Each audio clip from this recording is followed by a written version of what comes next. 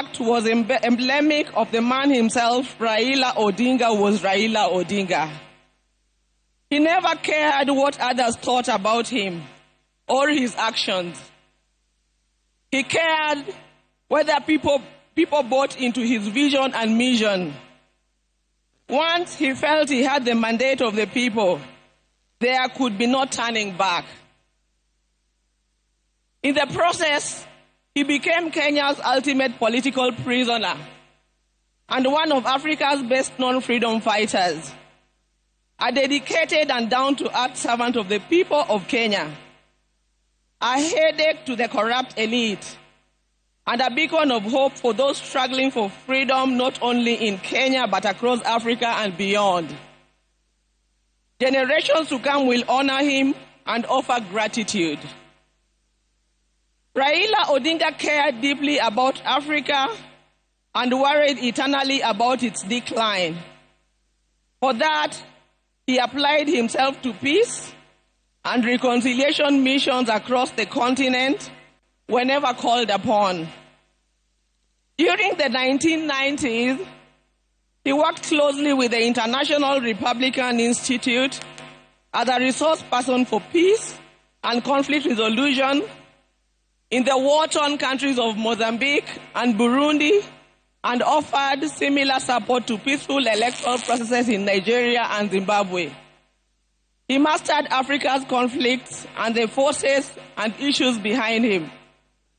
The highest executive position he ever rose to was that of the Prime Minister of the Republic of Kenya. Following the signing of a National Accord and Reconciliation Act of 2008, which created the office to facilitate power sharing after the controversial 2007 elections. Earlier, he had served as a member of parliament for Lang'ata constituency within the city of Nairobi from 1992. However, the hallmark of Raila's life and career was not in executive mansions and offices. It was in the struggle for freedom and democracy in Kenya and across Africa. Many times telling the continent's dictators to set their people free. It earned him outright enemies, cynical friends and admirers in Africa and beyond. It is this record that saw him appointed as Special Peace Envoy of the African Union in February 2011. Following the post-election crisis in Côte d'Ivoire, he juggled politics, entrepreneurship, and scholarship with ease. Besides his career in politics, Mr. Odinga is also a successful businessman and entrepreneur, having founded the flagship family business, the East African Spectra, a manufacturer of gas cylinders for Kenya and the East African region. Subsequently, he founded Spectra International.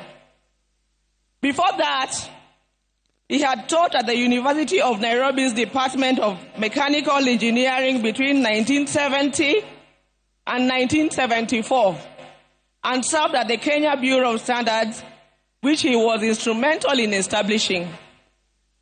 Even as he pursued all other careers, Raila understood that social, political, and economic changes in a country come through politics, and that although all politics is local, politics is also substantially international.